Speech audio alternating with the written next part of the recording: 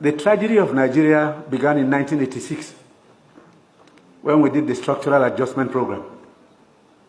When we were persuaded to devalue our currency every week for 32 years.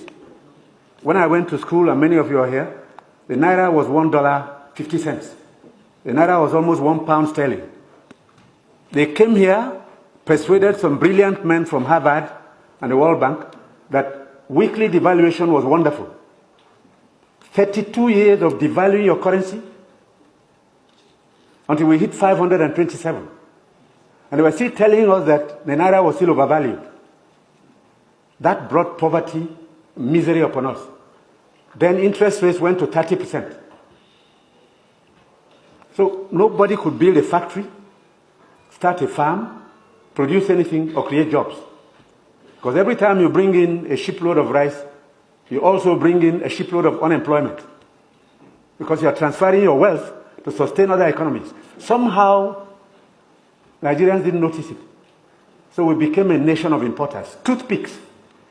Toothpicks. Each year it cost us $18 million. Importing toothpicks. Tomato paste, $400 million.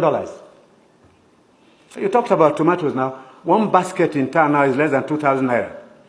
The farmers are losing money because the processors don't have enough funds to set up factories. You are going to do tomato paste, it's food-grade stainless steel. You can't just use anything because you'll be putting poison in people's stomachs. 2 factories have started off. I believe by the middle of next year, we can comfortably tell importers of tomato paste to stop. But when you do, you make enemies. Even the rice we're trying to reduce. We have enemies, heavy enemies, people who can kill if they have a chance, because you're spoiling their business. And let nobody take it lightly. These guys have seized this country's economy, they've taken us hostage, and they have no intention of giving up. Because this is a huge market, a very sweet market, and they have taken control.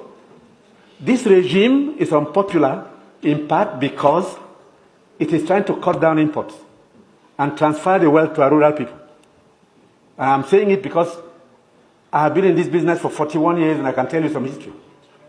Abdullah Adamu is here. Import milk, sugar, toothpicks, toothpaste, handkerchiefs, pencils.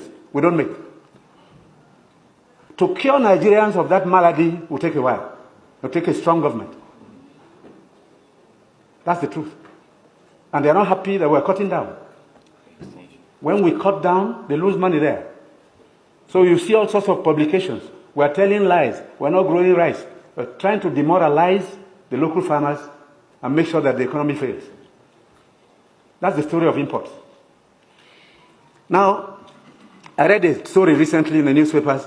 The French ambassador, the champagne ambassador in Nigeria, gave an article to The Guardian. He said Nigerians love life.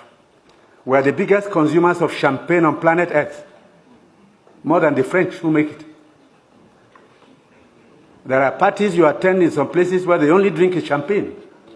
Of course, the individual is free to spend his money, but his money comes from Nigeria's commonwealth. So on imports, it will take a while for us to get used to local goods and accept that we should consume what we produce and produce what we want to consume. So I take your point. We have to take stern measures to cut down on imports because these young boys and girls who have no jobs today are not going to allow us to carry on enjoying life at their expense. They need jobs. They need jobs. They are children.